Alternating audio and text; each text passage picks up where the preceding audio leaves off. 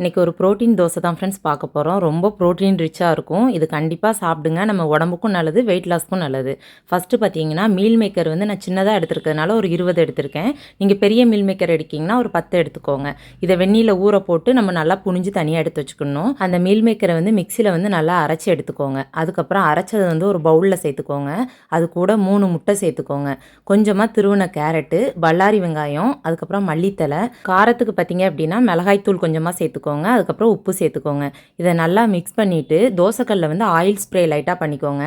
Oil வந்து spray பண்ணி நம்ம மேக்ஸிமம் குக் பண்ணுறது உடம்புக்கு நல்லது. ஏன்னா நம்ம ஒரு பாட்டிலில் ஊற்றுறோம் அப்படின்னா அளவே இல்லாமல் ஊற்றிடுவோம். அதுவே ஸ்ப்ரே பண்ணி நம்ம யூஸ் பண்ணுறோம் அப்படின்னா கம்மியாக தான் யூஸ் பண்ணுவோம். அது வந்து நம்ம வெயிட் லாஸ்லேருந்து நம்மளுக்கு எல்லாத்துக்குமே நல்லது தான். நான் வந்து ரொம்ப வருஷமாக அந்த பாட்டில் யூஸ் பண்ணிகிட்டு இருக்கேன். இதோட லிங்க் வந்து உங்களுக்கு பிக்சராக கொடுக்குறேன், வேணுங்கிறவங்க வாங்கிக்கோங்க. இப்போ சூப்பர் ஹெல்த்தியான ப்ரோட்டீன் தோசை ரெடி ஆயிடுச்சு. கண்டிப்பாக செஞ்சு சாப்பிட்டு எப்படி இருக்குங்கிறத கமெண்ட்டில் சொல்லுங்கள். வீடியோ பிடிச்சிருக்குன்னு நினைக்கிறேன். வீடியோ பிடிச்சா லைக் பண்ணுங்கள். அடுத்த ஒரு சூப்பரான வீடியோவில் பார்க்கலாம். பாய்.